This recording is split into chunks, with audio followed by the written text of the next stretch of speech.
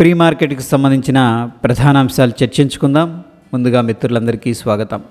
ఈరోజు ఆగస్టు 21. ఈరోజు very interesting day. చాలామంది ఇన్వెస్టర్స్ ఎదురు చూస్తున్నారు. జియో ఫైనాన్షియల్ స్టాక్ అనేది లిస్ట్ అవబోతుంది ఆఫ్టర్ డీమర్జింగ్. చూద్దాం ఎలా ఉంటుందని చెప్పేసి. ఇక ఏడిఆర్ సెంటిమెంట్ అనేది మనం చూసుకున్నట్టయితే ఇక్కడ ఇన్ఫోసిస్ అండ్ విప్రో ఈ రెండు కూడాను నెగిటివ్గా అయితే క్లోజ్ అయినాయి. దాని తర్వాత మనం చూసుకున్నట్టయితే ఐసిఐసిఐ బ్యాంక్ మాత్రం కొద్దిగా గ్రీన్గా ఉంది. And of course HDFC bank నెగిటివ్గా ఉంది. డాక్టర్ రెడ్డిస్ కూడా నెగిటివ్గా ఉంది. హెచ్డిఎఫ్సి బ్యాంక్ హెచ్డిఎఫ్సితో మెర్జ్ అయిన దగ్గర నుంచి కొద్దిగా ప్రెషర్లోకి అయితే వెళ్ళింది. సో ఎనీహౌ ఇక్కడ మనం చూసుకున్నట్టయితే ఐటీ ప్యాక్లో కొంత సెల్లింగ్ ప్రెషర్ అయితే కనిపిస్తుంది. దాని తర్వాత ఇండియన్ ఇండిసెస్ ఎలా పర్ఫామ్ చేసినాయి అనేది ఓవరాల్గా చూసుకున్నట్టయితే Nifty IT, Nifty reality, Nifty pharma ఈ మొత్తం కూడా ఏంటంటే ప్రెషర్లో క్లోజ్ అయినాయి. అండ్ చైనాలో కూడా ఏంటంటే ఈ యొక్క రియల్ ఎస్టేట్ సంస్థ అనేది బ్యాంక్రప్సీకి వెళ్ళిందనమాట. దాని ప్రెషర్ కూడా కొంత ఏంటంటే ఇండియాలో తీసుకోవడం అనేది జరిగింది. ఎనీహౌ ఇక్కడ మనం చూసుకున్నట్టయితే Nifty media, Nifty FMCG, Nifty PSC bank అయితే పాజిటివ్లో ఉన్నాయి. అండ్ బిగ్గర్ పిక్చర్ మనం చూస్తే ఎక్కువ ఇండిసెస్ అంతా సెల్లింగ్ ప్రెషర్కి గురైనట్టు కనిపిస్తూ ఉంది. ఓకే, ఇక్కడ నుంచి స్ట్రాంగ్గా మనకి బుల్లిష్ స్ట్రెంత్ అయితే ఏం కనిపించట్లేదు స్టిల్. అదేవిధంగా మనకి గ్లోబల్ సెంటిమెంట్ ఎలా ఉందనేది ఒకసారి చూస్తే హాంకాంగ్ టాప్ లూజర్గా ఉంది. And of course SMP weeks అయితే తగ్గింది, that is good. So gift Nifty అయితే ప్రస్తుతానికి నెగిటివ్గా ఉంది, బట్ ఇది అప్డేట్ అవ్వలేదు. అక్కడ చూద్దాం మనం ట్రేడింగ్ వీలో. దాని తర్వాత యుఎస్ మార్కెట్స్ డౌ జోన్స్ అనేది అయితే ప్రస్తుతం అయితే పాజిటివ్గా ట్రేడ్ అవుతున్నట్టు తెలుస్తుంది. And of course south Korea, Japan పాజిటివ్గా ఉంది, సౌత్ కొరియా పాజిటివ్గా ఉంది. అండ్ ఆఫ్ కోర్స్ రష్యా కూడా పాజిటివ్గా ఉంది. ఇన్ బిగ్గర్ పిక్చర్ మనం చూస్తున్నట్టయితే కొద్దిగా పర్లేదు అనిపిస్తుంది. గ్లోబల్ క్యూస్ అయితే అంత అగ్రెసివ్ సెల్లింగ్ కనిపించట్లేదు. కొద్దిగా ఏదైతే ప్రీవియస్గా సెల్ చేశారో అక్కడ కొంత రికవరీ అయితే గ్లోబల్ క్యూస్ నుంచి కనిపిస్తూ ఉంది. ఇక ఎఫ్ఐఎస్, డిఐఎస్ డెరివేటివ్ డేటా అనేది మనం చూసుకున్నట్టయితే ఫ్రెండ్స్ ఇక్కడ వీళ్ళు via future and options FIs అయితే లాంగ్ పొజిషన్ బిల్డప్ చేసినట్టు తెలుస్తుంది. ఎఫ్ఐఎస్ని మినహాయిస్తే మిగతా అందరూ కూడా దీంట్లో ఏంటంటే షార్ట్ పొజిషన్ అనేది బిల్డప్ చేసినట్టు తెలుస్తూ ఉంది.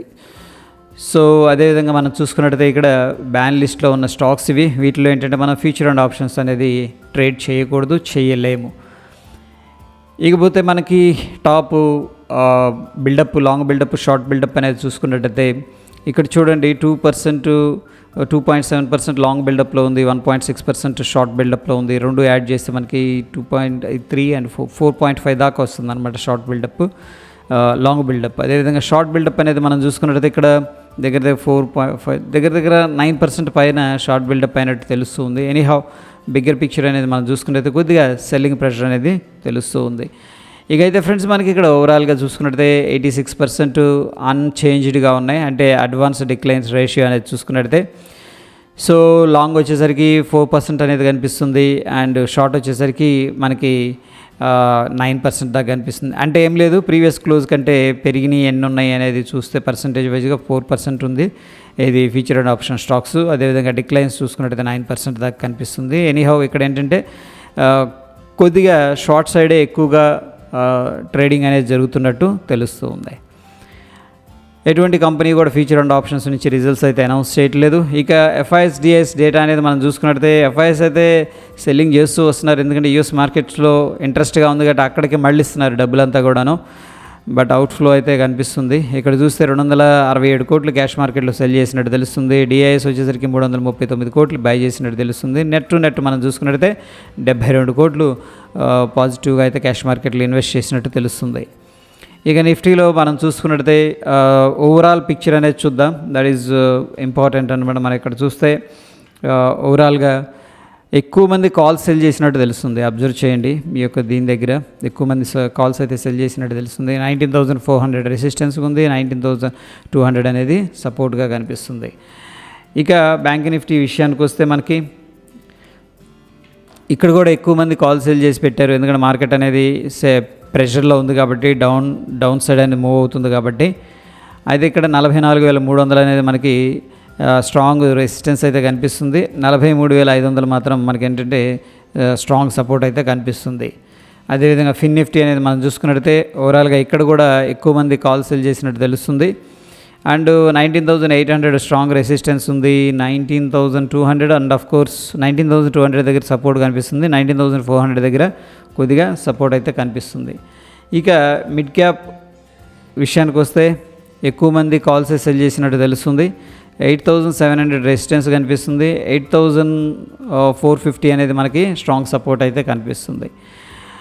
అదేవిధంగా హీట్ మ్యాప్ అనేది మనం చూసుకున్నట్లయితే లాస్ట్ 1 మంత్ పర్ఫార్మెన్స్ అనేది మనం అబ్జర్వ్ చేస్తే based on the market capital ఇక్కడ టాప్ హెవీ వెయిట్స్ అనమాట ఇవన్నీ కూడా Reliance, TCS, HDFC bank, ICICI bank, Hindustan, Infy, ITC, ఒక ఎల్ఎన్టీ మాత్రమే పాజిటివ్లో ఉంది. ఓకే, అండ్ దాని తర్వాత HCL, Sun Pharma, Titan, NTPC.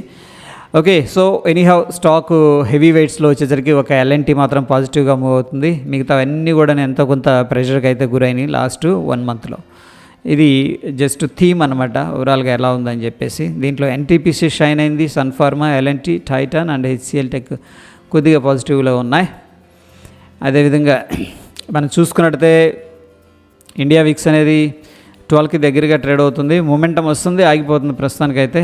And down Jones అనేది మనం చూస్తే ప్రీవియస్గా ఏదైతే ఇంపార్టెంట్ సపోర్ట్ ఉందో ఆ యొక్క సపోర్ట్ దగ్గర అయితే హోవర్ అనేది జరుగుతుంది. అండ్ ఒక రకమైన ఇండెసిషన్ యాక్టివిటీ, ఇది వచ్చేసరికి ప్యూర్ డోజీ అనమాట, స్ట్రాంగ్ సెల్లింగ్ క్యాండిల్ ఇది.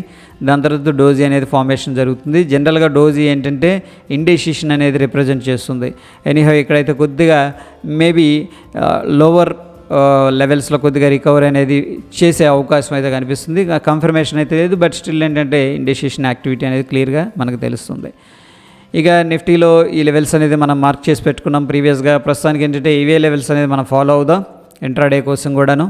Based on the open interest ఏంటంటే మనకి 19,400 అనేది స్ట్రాంగ్ రెసిస్టెన్స్ ఉంది, 19,375 అనేది మనకి స్ట్రక్చరల్గా ఉన్న రెసిస్టెన్స్, 19,200 అనేది మనకున్న strong support based on the open interest, 19,255 అనేది మనకున్న స్ట్రక్చరల్ సపోర్ట్ అనమాట. ఓకే, ఇది స్ట్రక్చరల్ సపోర్టు. ఈ బ్లూ కలర్ వచ్చేసరికి open interest, resistance and support. ఇక బ్యాంక్ నిఫ్టీ విషయానికి వస్తే ప్రస్తుతానికి ఏంటంటే బిగ్గర్ పిక్చర్లో మనం చూస్తే ఇక్కడ సపోర్టు మర్చిపోయామా, ఇది వెరీ ఇంట్రెస్టింగ్ సపోర్ట్. ఓకేనా, ఇది గ్రీన్ కలర్ మార్క్ చేస్తున్నాను. అండ్ డైలీ టైం ఫ్రేమ్లో బిగ్గర్ పిక్చర్లో మనం చూసుకున్నట్టయితే 43,385 అనేది మనకున్న సపోర్టు. అదేవిధంగా 43,598 అంటే రఫ్గా 600 అనుకోవచ్చు ఉన్న సపోర్ట్ అనమాట. అదేవిధంగా రెసిస్టెన్స్ ఏంటంటే 44,075 ఇది రెసిస్టెన్స్. అదేవిధంగా 45,095 మనకున్న రెసిస్టెన్స్. సో ప్రస్తుతానికి ఏంటంటే బిగ్గర్ పిక్చర్లో ఇది ఒక రెసిస్టెన్స్ ఉంది, సపోర్ట్ అయితే దగ్గరగా ఉంది. సో ఈ యొక్క సపోర్ట్ జోన్లో యాక్టివిటీ అనేది అబ్జర్వ్ చేద్దాం. అండ్ ఫిన్ నిఫ్టీ విషయానికి వస్తే సో ప్రస్తుతానికి ఏంటంటే ఈ యొక్క లెవెల్స్ అనేది ఫాలో అవుదాం ఫ్రెండ్స్. మనకి ఓపెన్ ఇంట్రెస్ట్ ప్రకారం ఏంటంటే మనకి 19,600 అనేది మనకున్న రెసిస్టెన్స్, దాని తర్వాత 19,400 అనేది మనకున్న సపోర్ట్ అనమాట. దాని తర్వాత 19,300 అనేది వెరీ క్రూషియల్ సపోర్ట్. ఒకవేళ మార్కెట్ పైకి వెళ్ళాలంటే ఫ్రెండ్స్, రాత్రి ఒక వీడియో అనేది షేర్ చేశాను చూడండి. మార్కెట్లో దాన్ని డిస్టర్బ్ చేయొద్దు. ఇది చూడండి, ఇక్కడ స్ట్రాంగ్ రెసిస్టెన్స్ ఉంది, దీన్ని రెడ్ కలర్లో మార్క్ చేద్దాం. చూడండి, ఏది 19,620 దగ్గర స్ట్రాంగ్ రెసిస్టెన్స్ ఉంది. ఒకవేళ మార్కెట్ అనేది బిగ్గర్ పిక్చర్లో ట్రెండ్ రివర్స్ అవ్వాలంటే ఈ యొక్క యాక్టివిటీ అనేది మనం అబ్జర్వ్ చేయాలి. ఈ యొక్క లెవెల్ దగ్గర 19,622 దగ్గర. ఓకేనా, ఇక్కడ కానీ మన కన్సల్టేషన్ తీసుకొని బ్రేక్అవుట్ అనేది జరిగితే షార్ట్ టర్మ్ కోసం ఏంటంటే డౌన్ ట్రెండ్ అయితే అయిపోయినట్టు అర్థం. అక్కడ నుంచి మనకేంటంటే కొత్తగా మళ్ళీ రికవరీ కానీ స్ట్రాంగ్గా, లేకపోతే ట్రెండ్ రివర్స్ కూడా పాసిబుల్ ఉంటుంది. సో ఈ యొక్క లెవెల్స్ అనేది వెరీ వెరీ ఇంపార్టెంట్, 19,600 అనేది బిగ్గర్ పిక్చర్లో. ఇక మిడ్ క్యాప్ విషయానికి వస్తే ప్రీవియస్గా ఏదైతే సపోర్ట్ రెసిస్టెన్స్ ఉందో అవే లెవెల్స్ అనేవి మనకు కనిపిస్తూ ఉన్నాయి. ఇక్కడ రెసిస్టెన్స్ వచ్చేసరికి 8,650, అదేవిధంగా సపోర్ట్ వచ్చేసరికి 8,500 రఫ్గా. సో ఇన్ బిట్వీన్ ఏంటంటే ఒక బ్రాడర్ రేంజ్లో ట్రేడింగ్ అనేది జరుగుతుంది. ఒకవేళ మార్కెట్ ఇక్కడ ఏదన్నా మినీ బేస్ ఏదన్నా క్రియేట్ అవుతుంది అని చూద్దాం. సమ్వేర్ ఇక్కడ మినీ బేస్ అనేది క్రియేట్ అయ్యి బ్రేక్అవుట్ అయిందంటే మనకేంటంటే ఈ లెవెల్ దగ్గర బ్రేక్అవుట్ అయిందంటే ఈ లెవెల్ అనేది పాసిబిలిటీ ఉంటుంది బ్రేక్అవుట్ అవ్వడానికి. అక్కడ నుంచి కూడా ట్రెండ్ అనేది మైట్ బి కంటిన్యూ అవ్వచ్చు. ఎందుకంటే మనకి Nifty and Fin Nifty and bank Nifty ఈ మొత్తం కూడా ఏంటంటే ఎంతో కొంత కరెక్షన్ జరిగినాయి. బట్ చూడండి మనకి మిడ్ క్యాప్లో పెద్ద కరెక్షన్ ఏం జరగలేదు. అంటే ఇదేంటంటే అవుట్ పర్ఫార్మర్ అంటారు అనమాట. సో అవుట్ పర్ఫార్మ్ చేస్తుంది కాబట్టి మళ్ళీ మార్కెట్ అనేది ఒకవేళ Nifty, bank Nifty and Fin Nifty అనేది మళ్ళీ రివర్స్ తీసుకొని చిన్నగా సపోర్ట్ తీసుకొని మూవ్ అవటం స్టార్ట్ అయితే ఫస్ట్ ఇది వెళ్ళిపోతుంది ఇది అప్ సైడ్. సో అందుకని నేను మినీ బేస్ కోసం ఎదురు చూస్తున్నా దీంట్లో. ఇకపోతే ఫ్రెండ్స్ మనకి గిఫ్ట్ నిఫ్టీ వెరీ ఇంట్రెస్టింగ్గా ఉంది. అండ్ కొద్దిగా ప్రీవియస్గా మనం ఏదైతే మార్క్ చేసుకున్నామో ఈ యొక్క 19,280 లెవెల్ అనేది సపోర్ట్ అయితే తీసుకుంది. మార్కెట్ ఇక్కడ ఎవ్రీడే గ్రీన్లోనే క్లోజ్ అవుతుంది.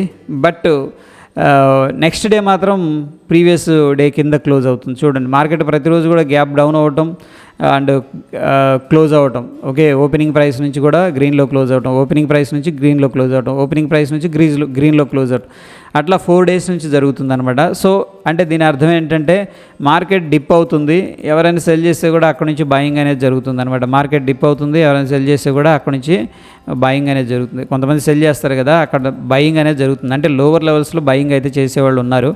బట్ ఎనీహౌ మనకి ఇక్కడ 19,280 లెవెల్ అనేది ప్రస్తుతానికైతే హోల్డ్ చేస్తుంది. ఓకేనా, 19,280 లెవెల్ అనేది. అండ్ గ్యాప్ అప్ కూడా అయింది. చూద్దాం, కొద్దిగా రిట్రేస్మెంట్ తీసుకుంటుంది, మళ్ళీ 1 hour టైం ఫ్రేమ్లో అలా కన్సల్టేషన్ తీసుకొని స్లోగా పైకి వెళ్తుందేమో చూద్దాం. ప్రస్తుతం అయితే మనకి గిఫ్ట్ నిఫ్టీ అయితే 19,328 దగ్గర ట్రేడ్ అవుతుంది. మన నిఫ్టీ వచ్చేసరికి 19,310 దగ్గర క్లోజ్ అయింది. సో ఏంటంటే మనం ఏమి ఎక్స్పెక్ట్ చేయొచ్చు అంటే గ్లోబల్ కీస్ కూడా కొద్దిగా పాజిటివ్గా ఉన్నాయి కాబట్టి ఫ్లాట్ ఓపెనింగ్ అనేది ఎక్స్పెక్ట్ చేసుకోవచ్చు. లేదు అంటే కూడా స్లైట్గా గ్యాప్ అప్ కూడా ఎక్స్పెక్ట్ అయితే చేయొచ్చు స్లైట్గా. మేబీ పాయింట్స్ అనేది మనం చెప్పలేం కానీ 20-30 పాయింట్స్. ఎనీహౌ ఇక్కడ ఏంటంటే ఫ్లాట్ ఓపెనింగ్ అయితే ప్రస్తుతానికి ఎక్స్పెక్టేషన్స్ అయితే ఉన్నాయి ఫ్రెండ్స్. ఓకే, అది దాని తర్వాత మనం చూసినట్లయితే ఓవరాల్గా టెక్నికల్ సమరీ అనేది అబ్జర్వ్ చేస్తే ఇక్కడ బ్యాంక్ నిఫ్టీలో స్ట్రాంగ్ సెల్ అనేది సజెస్ట్ చేస్తుంది based on the oscillator and indicators. అదేవిధంగా నిఫ్టీ 50లో స్ట్రాంగ్ సెల్ అనేది మనకి సజెస్ట్ అయితే చేస్తూ ఉంది friends. Okay, that is all about ఏంటంటే ప్రీ మార్కెట్ రిపోర్ట్ ఫ్రెండ్స్. మరొక ఎపిసోడ్లో మళ్ళీ కలుసుకుందాం. వీడియో నచ్చితే లైక్ చేయండి, కొత్త వారు చూస్తూ సబ్స్క్రైబ్ చేసుకోకపోతే తప్పకుండా సబ్స్క్రైబ్ చేసుకోండి. స్టే ట్యూన్ ఫ్రెండ్స్, ధన్యవాదాలు.